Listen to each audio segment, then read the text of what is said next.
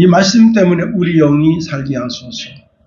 하나님, 이 말씀을 음미함으로 말미암아 우리가 하나님의 말씀을 사랑하고 그 말씀을 읊조리고 그 말씀에 거함에 하나님의 풍성한 은혜를 덧입는 주의 백성 다 되게 하소서. 예수님 이름으로 감사하며 기도합니다. 아멘. 예, 최근에 이제 춘천에 극악무도한 성폭행범이 와서 살겠다 하면서 춘천시가 들썩이고 있습니다. 이놈이 이제 6층에 그 자매가 살고 있는데 그 가스라인 파이프를 의지해서 올라가서 성폭행을 하고 13년을 살고 하필이면 자기 고향인 울산에 가서 살아야 되는데 춘천에 오게 되면서 춘천이라는 도시가 발칵 뒤집혔습니다. 이런 뉴스를 여러분 우리가 어떻게 되겠습니까? 모든 사람이 다 알게 해서 학생들, 특히 여학생들 밤늦게 돌아다니지 않도록, 그래서 그 성폭행범으로 하여금 피해가 보지 않도록 모든 사람에게 알려야죠. 한 회사원이 이제 퇴근하는데 그 자기 가는 그 집으로 가는 길목에 무엇이 있는가 하면 벤츠가 있는데 한 여학생이 가방을 이렇게 놓고 웅크리고 가서 자고 있어요. 그래서 이 회사원이 112에 전화를 했습니다. 이 공원인데 날씨가 쌀쌀한데 한 여학생이 지금 저렇게 지금 자고 있다. 그래서 이제 112가 왔습니다. 112가 와서 그 여학생을 데리고 이제 가게 됐어요. 그게 이제 그 공원에 비추고 있는 CCTV에 찍혀서 결국은 그 사람의 아름다운 선행이 알려지게 됐습니다. 여러분, 그렇게 되니까 또 그 부모는 얼마나 또 애답게 애를 찾겠어요. 결국은 아름다운 선행이 알려지게 되면서 그분의 이야기가 모든 사람들에게 귀감이 되게 됐습니다. 최근에 이제 또 이상한 법이 통과가 됐는데요. 질병관리청이 여성 심정지 환자한테 제세동기를 사용할 때 불에지어 속옷을 벗기지 말라, 이런 지침을 내렸습니다. 이제 그 제세동기 그 패드를 가슴에 붙일 때 이 불에지어를 벗겨서 젖꼭지가 보이게 되면 이제 처벌받는 겁니다. 결국은 이제 이런 뉴스가 나가면서 한 이제 젊은이가 이렇게 말합니다. 나는 이제 앞으로 만일 여성이 이렇게 심정지가 와서 쓰러지면 절대 손도 대지 않겠다 하는 겁니다. 예, 참 골치 아프죠. 아니, 이런 거 원래 심장 마사지 할 때는 이 갈비뼈가 부러지도록 그 정도로 눌러야 되는 거예요.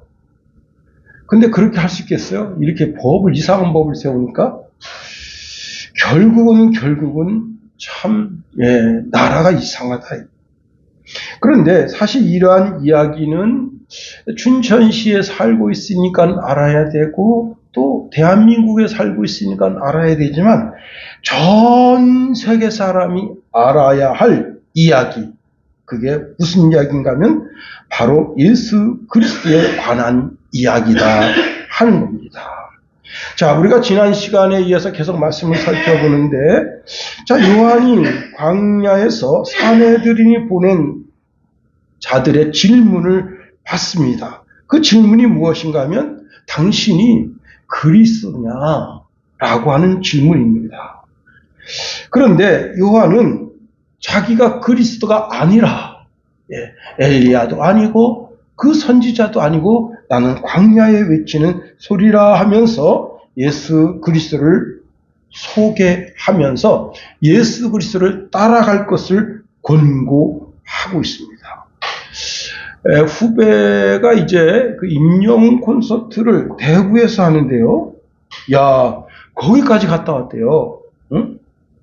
그런데 거기 가서 임영을 만난 것도 아닙니다. 멀리서 노래하는 2시간 내내 이제 그 노래소리를 들은 겁니다. 그런데 그 임영이라는 요한이라고 하는 사람이 주는 그 충격, 마음의 충격이 2달 이상 갔다. 응? 이야, 제가 그 소리를 듣고 깜짝 놀랐습니다. 예. 한 가수가 마음에 주는 신선한 충격이 2달 정도 갔다면, 광야에 외친 요한의 소리는 여러분, 우리 평생에, 우리 영혼에 울림이 있어야 하는 겁니다. 그렇습니다. 이 세례 요한이 광야에서 외친 이 소리로 인하여서 우리 영혼에 울림이 있고 우리 영혼이 갈 방향을 반듯하게 정할 수 있어야 되는 겁니다. 그런데 그 세례 요한의 소리에 귀를 닫고 마음을 닫고 시선을 닫고 그러면 어떻게 되겠습니까?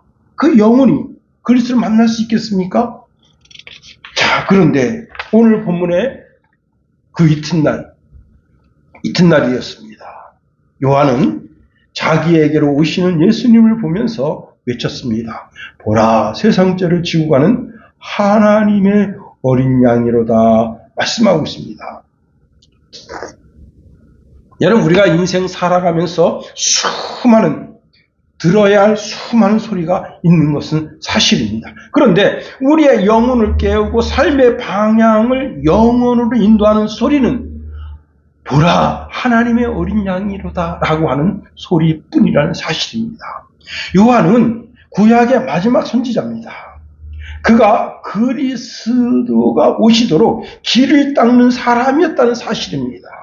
그래서 오늘 본문에 이제 31절에 이렇게 말씀하고 있네요. 나도 그를 알지 못하였으나 내가 와서 물로 세례를 베푸는 것은 그를 이스라엘에 나타내려 함이라 하니라 말씀하고 있습니다. 그렇습니다. 여러분, 요한 뒤에는 수많은 군중이 있습니다. 그 군중 가운데 자기 가운데 서신 그 예수님을 바라보면서 보라, 그 예수님을 손가락으로 지칭하면서 보라. 예. 다시 말하면 눈으로 똑똑히 보라는 겁니다. 온 인류를 구원할 구원자가 여기 오셨다. 보라. 그렇습니다. 여러분이 본문에 있는 말씀을 통해서 우리가 3가지로 한번 말씀을 살펴보려고 하는 겁니다. 첫 번째는요. 우리는 세상 죄를 지고 가는 하나님의 어린 양을 볼 수 있어야 하는 겁니다. 예, 29절에 보니까 이렇게 말씀하고 있습니다. 이튿날 요한이 예수께서 자기에게 나오심을 보고 이르되 보라, 세상 죄를 지고 가는 하나님의 어린 양이로다 했습니다. 여러분, 우리가 어린 양 그러면 시선이 어디를 향합니까? 예, 어떤 분들은 이제 대관령에 있는 양떼 목장을 향할 수가 있습니다. 그러나 신앙인들은 어디를 향해야죠? 창세기 3장입니다. 아담과 하와가 죄를 범했을 때 희생당한 어린 양, 그렇습니다. 어린 양의 죽음으로 인해서 아담과 하와의 수치와 허물이 가려진 겁니다. 우리는 에덴의 어린 양을 주목합니다. 이게 뭐죠? 구약의 제사라이. 요한은 하나님의 어린 양이신 예수님을 바라보라 명령합니다. 보라, 세상 죄를 지고 가는 하나님의 어린 양이다 말씀하고 있습니다. 히브리서 기자가 이런 말씀합니다. 히브리서 12장 2절에 보니까 믿음의 주요 또 온전하게 하시는 이 예수를 바라보라 명령하고 있습니다. 요한이 예수님을 보자마자 하나님의 어린 양이라고 한 대목에 우리가 주목해 보아야 하는 겁니다. 이는 매우 슬픈 단어죠. 어린 양, 예, 한참 사랑받고 귀여움을 받을 양의 죽음을 예언하고 있다 하는 겁니다. 그런데 유대인들은 이 표현을 매우 충격적이고 명확한 뜻을 알고 있습니다. 전자에 말씀드린 것처럼 에덴의 어린 양, 아벨의 제사로부터 출애굽 당시에 문설주와 인방에 발랐던 어린 양의 피, 특별히 이사야서 53장에 보면 어린 양의 죽음에 대해서 예시하면서 거기서 그리스도께서 어떠한 죽음을 죽을 것을 말씀하고 있다고 하는 사실입니다. 여러분, 어린 양은 단순한 동물을 뜻하는 것이 아니라 어린 양은 이스라엘의 구원 역사와 연결되는 겁니다. 그렇습니다. 어린 양은 에덴의 어린 양, 출애굽 때의 문설주와 임방에 발랐던 어린 양. 자, 그런데 그 어린 양이 더 이상 짐승이 아닌 고난받는 하나님의 종으로 대치되고 있는 단어가 오늘 본문의 말씀입니다. 그렇습니다. 출애굽 때 어린 양의 피가 이스라엘 백성들을 죽음의 사자로부터 보호하듯이 이제 우리의 어린 양 대신 그리스도 예수께서 온 인류를 죄와 사망에서 구원하는 구원의 역사가 이루어질 것을 선언하고 있다 하는 겁니다. 특별히 이사야서 53장에 보면 여러분 7절 이하에 보면 그가 곤욕을 당하여 괴로울 때에도 그는 입을 열지 아니하였으며 마치 도수장으로 끌려가는 어린 양과 털 깎는 자 앞에서 잠잠한 양같이 그 입을 열지 아니하였도다 말씀하고 있습니다. 도수장으로 끌려가는 어린 양처럼 침묵하면서 고난을 감내해냈다. 자, 그는 무기력해 보이지만 강력한 순종을 통해서 온 인류를 구원하는 구원의 승리자가 됐다는 겁니다. 예수님께서 이렇게 우리의 어린 양으로 십자가를 지신 것에 대하여 골로새서 2장 14절 15절에 보니까 우리를 거스르고 불리하게 하는 법조문으로 쓴 증서를 지우시고 제하여 버리사 십자가에 못 박으시고 통치자들과 권세들을 무력화하여 드러내어 구경거리로 삼으시고 십자가로 그들을 이기셨느니라 말씀하고 있습니다. 고린도전서 1장 18절에 보니까 십자가의 도가 멸망하는 자들에게는 미련한 것이요 구원을 받는 우리에게는 하나님의 능력이라 말씀하고 있습니다. 히브리서 2장 14절에 보니까 자녀들은 혈과 육에 속하였음에 그도 또한 같은 모양으로 혈과 육을 함께 지니심은 죽음을 통하여 죽음의 세력을 잡은 자 곧 마귀를 멸하시며 말씀하고 있습니다. 더 나아가 여러분 구약에는 어린 양이 계속해서 드려져야 됐다는 거예요. 어린 양, 그러니까 제단이 뭐예요? 어린 양을 도살하는 도살장이었다는 거예요. 자, 그런데 이 어린 양을 바치기 위해서는 제사장이 먼저 자기가 성결케 하는 제사를 드린 후에 그 다음에 제단에 나와서 온 백성들의 죄를 용서하는 사는 그런 어린 양을 드리는 죄를 또 올려드리게 된 겁니다. 그런데 주님은 하나님의 어린 양으로서 단 한 번 영원한 속죄의 제사를 드리셨다. 히브리서 7장 21절에 보니까 그는 저 대제사장들이 먼저 자기 죄를 위하여 다음에 백성의 죄를 위하여 날마다 제사 드리는 것과 같이 할 필요가 없으니 이는 그가 단번에 자기를 드려 이루셨음이라 말씀하고 있습니다. 그렇습니다. 우리 예수님은 오늘 세례 요한의 고백처럼 하나님의 어린 양으로 오셨습니다. 그런데 그 어린 양이 사실은 무엇이냐? 사자였다는 겁니다. 야곱이 12지파에 대하여 예언할 때에 유다 지파에 대해서 이렇게 예언합니다. 창세기 49장 9절에 보니까 유다는 사자 새끼로다. 내 아들아 너를 움킨 것을 찢고 올라갔도다. 그가 엎드리고 웅크림이 수사자 같고 암사자 같으니 누가 그를 범할 수 있으랴. 유다는 사자와 같다는 겁니다. 호세아서에 보면 호세아서 5장 14절에 보니까 유다 족속에게는 젊은 사자 같으니 유다 족속에게는 젊은 사자 같으니 바로 내가 움켜갈지라 내가 탈취하여 갈지라도 건져낼 자 없으리라 말씀하십니다. 그런데 계시록 5장에 보면 또 사자 이야기를 다시 말씀하고 있습니다. 계시록 5장 5절에 보니까 장로 중에 한 사람이 내게 말하되 울지 말라 유다 지파의 사자 다윗의 뿌리가 이겼으니 라고 말씀하고 있습니다. 자, 어린 양인 줄 알았는데 반전이 일어났습니다. 승리자는 모든 동물의 왕인 사자였다 하는 겁니다. 실제 죽음을 당할 땐 죽임당한 것은 어린 양이었습니다. 아주 무기력하게 그렇게 아무 힘도 아무 능력도 없는 모습으로 그렇게 십자가에서 죽음을 당했는데 자, 하나님 아버지의 힘과 능력으로 부활할 때는 그 입에, 그 손에 권세가 들려 있어서 그 누구도 그 사자의 입에 들려 있는 것을 빼앗을 수 없는 모든 짐승들 가운데 가장 강력한 사자로 표현되고 있다 하는 겁니다. 그리스도는 모든 권세, 모든 능력, 모든 권위, 모든 힘, 그리고 통치권이 들려있는, 다시 말해서 십자가에서 죽음을 통해서 부활, 그리고 죄와 사망, 그리고 사탄의 권세를 이미 꺾으시고 모든 권세를 이기셨다.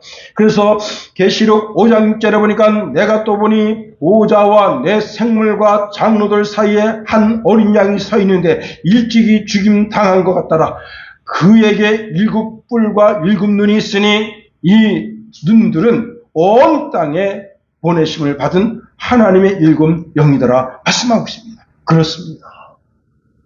분명 하나님의 어린 양처럼 온전히 순종해서 자기 자신을 십자가에 드렸지만 그 예수님께서 부활하셨을 때는 부활의 권능으로, 하나님의 권능으로 온전히 승리하신 그 예수를 우리가 볼 수 있어야 하는 겁니다. 두 번째로 오늘 본문에 보니까 예수 그리스도는 세상 죄를 지고 가는 분이셨다 하는 겁니다. 이렇게 말씀하고 있네요. 세상 죄를 지고 가는 어린 양이라 말씀하고 있습니다. 사실 이 죄라고 하는 것은 개개인의 문제거든요. 그런데 개개인의 죄의 문제를 세상 죄라고 표현하고 있다는 겁니다. 왜 개인의 죄라 하지 않고 세상 죄라고 표현했을까? 자, 세상 죄 그러면 여러분 세상 죄는 무엇입니까? 세상 죄는 개인의 도덕적인 결함뿐만 아니라 사회 구조의 악, 폭력, 소외 모든 것을 포함한다는 겁니다. 예. 자, 그런데 왜 개인의 죄를 세상 죄라고 표현했을까? 여기 단순히 단어의 뜻을 넘어서 보편성과 연대성이 있습니다. 그러면 세상 죄라고 하는 단어의 보편성이 뭐냐?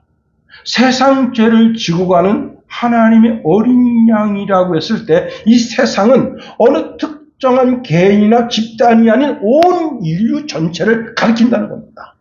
로마서 3장 23절에 보니까 모든 사람이 죄를 범하였으며 하나님의 영광에 이르지 못한다 했어요. 죄의 문제는 어느 한 개인의 문제가 아니라 아담부터 지금까지 태어난 어린 아가에게까지 모든 인류, 온 인류의 문제다. 어느 누구도 예외 없이 죄의 영향력 아래 있다는 거예요. 두 번째로 죄의 전염성과 연대성입니다. 자, 개인의 죄는 혼자만 문제로 끝나지 않고 세상 전체에 영향력을 미친다는 겁니다. 한 사람이 사회에 아주 조그만 죄악의 영향력을 미칩니다. 아까도 말씀드린 것처럼 춘천시에 그 성폭행범이 와서 춘천시에 이제 이 모든 것이 초중고 전체 다 알려졌다는 거예요. 그리고 그 주변에 있는 모든 사람들에게 이제 국가로부터 편지를 받았습니다. 당신 집 주변 몇 메다에 지금 성폭행범이 살고 있으니 주의하시오. 참 기가 막히죠. 그 한 사람의 죄의 영향력이 대한민국 전체에 미치는 것처럼 아담과 하와가 지은 그 죄의 영향력이 온 인류에 다 미친다는 거예요. 그렇습니다. 그런데 여러분, 우리 그리스도께서 이 죄악을 치우려고 오셨다는 거예요. 여러분, 그 누구도 세상의 죄를 지우거나 치우거나 멀리 던지거나 깊은 바다에 떠오르지 않게 할 뿐이 없습니다. 죄인은 죄를 감당할 수 없기 때문입니다. 그런데 죄 없으신 자, 즉 그리스도께서 우리의 죄를 없이 하실 수가 있는 거예요. 성경은 예수님을 참 사람이시면서 죄가 전혀 없으신 분이라고 소개합니다. 고린도전서 5장 21절에 보니까 하나님의 죄를 알지도 못하신 이를 우리를 대신하여 죄로 삼으신 것은 이라고 말씀하고 있습니다. 우리 주님은 죄를 알지 못하신 이였다. 우리가 주와 그리스도로 고백하는 예수님은 죄가 없으신 분이다. 히브리서 4장 15절에 보니까 모든 일에 우리와 똑같이 시험을 받으신 이로되 죄는 없으시니라. 베드로전서 2장 22절에 보니까 그는 죄를 범하지 아니하시고 그 입에 거짓도 없으시며. 자, 그러면 왜 죄가 없으심이 그렇게 중요하냐? 자, 구약 제사에서 대속 제물, 즉 인간의 죄가 용서함 받기 위해서 그 어린 양이 점도 흠도 티가 없어야 된다는 거예요. 자, 그런데 우리 주와 그리스도가 되신 예수님도 완전하여 흠과 점과 티가 없는 분이어야 된다. 그래서 오늘 본문에 요한이 이 예수님을 바라보면서 보라, 세상 죄를 지고 가는 하나님의 어린 양이라 라고 고백하는 것은 예수님에게 점도 흠도 티도 그 어떤 죄도 찾아낼 수 없다는 고백을 여기 하고 있는 겁니다. 자, 요한이 광야에서 예수님을 소개할 때 사실 명명백백하게 알아들을 수 있는 사람이 얼마나 되었겠는가 하는 겁니다. 그렇습니다. 자, 우리의 죄를 대속하기 위해서 죄인이 우리의 죄를 대속할 수는 없습니다. 그러니 죄가 없으신 그리스도만이 우리의 죄를 대신하실 수 있습니다. 전자에 말씀드린 것처럼 온 인류가 아담의 죄의 영향력 아래 놓인 것처럼 둘째 아담이신 그리스도 예수가 하나님의 말씀에 온전히 순종함으로 이루신 구원의 역사, 즉 예수님을 주와 그리스도로 믿으면 그 의의 영향력에 우리가 들어가게 되는 거예요. 로마서 5장 19절에 보니까 한 사람이 순종하지 아니함으로 많은 사람이 죄인 된 것 같이 한 사람이 순종하심으로 많은 사람이 의인이 되리라. 예수 그리스도에게 속하면, 그분을 믿으면, 그분이 나의 하나님의 어린 양이라고 믿는 모든 사람에게는 그 의의 영향력 안에 들어가게 하신다는 겁니다. 예수님께서 갈보리 언덕에서 이제 사내들의 억울한 심판을 받고 그리고 거기서 물과 피를 쏟아 그렇게 돌아가셨습니다. 그런데 여기에 놀라운 일이 있습니다. 그리스도께서 제3일 만에 부활하셨어요. 자, 우리의 영원한 대제사장 되신 예수 그리스도께서 당신의 피를 하늘 지성소에 뿌림으로 말미암아 누구든지 예수를 주와 그리스도로 고백하는 자는 그 피의 효력이 즉각적으로 나타나서 하나님의 자녀가 되는 권세가 주어지는 겁니다. 그래서 히브리서 기자는 예수님을 하늘의 영원한 대제사장이라고 우리에게 소개하고 있습니다.